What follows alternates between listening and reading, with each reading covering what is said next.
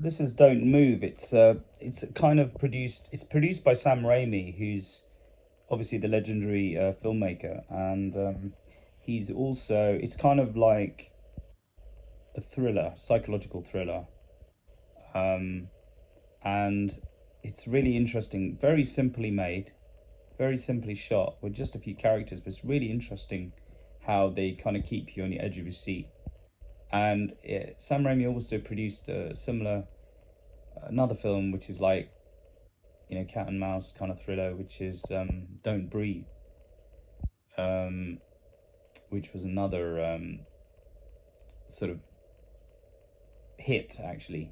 They ended up making a Don't Breathe 2, which was starring the lead villain from Avatar, basically, who plays a blind man and teens trying to rob his house, and then things go wrong. And this one is Don't Move, where a young woman is kind of accosted, should we say, by and chased by a killer who effectively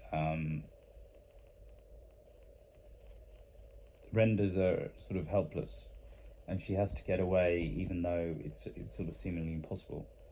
And it's really interesting how they run through the arcs of the story and really keep you on your edge of your seat. And actually, if you look at the themes they use, how they use music to build suspense, it's actually pretty cool. It's like a horror movie in a way, and I really like it. I think the actors are really good, and especially the lead villain, he's decent. And it's a simple film. I wonder what the budget was, because I mean they can't have really done much in this film. Really used a lot of used a lot of budget, so it'd be interesting to see how much they made it for. I might look it up after posting this, but go and check it out. It's on Netflix. It's called, just recently added, it's called Don't Move, and I really liked it. I thought it was an interesting film. Just goes to show what you can do, like, with not much money and a few actors. And this is a Netflix film as well, so imagine what you could do as an independent filmmaker. It's really encouraged me to start writing more of these kind of thriller type psychological sort of dramas, and in a way it's a really interesting genre to get into, because it's popular and people like this kind of thing. Silence of the Lambs, Silence of the Lambs is also borderline, I think it's borderline horror, but effectively it's a psychological thriller.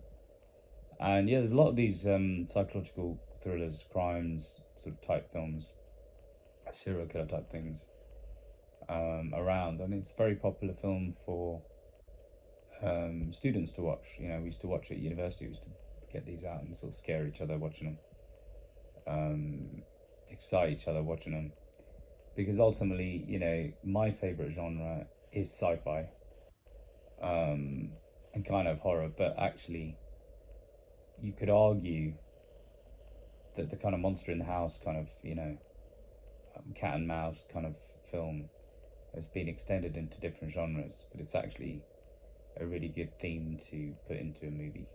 Anyway, I'm rambling on. Go and check it out and let me know what you think.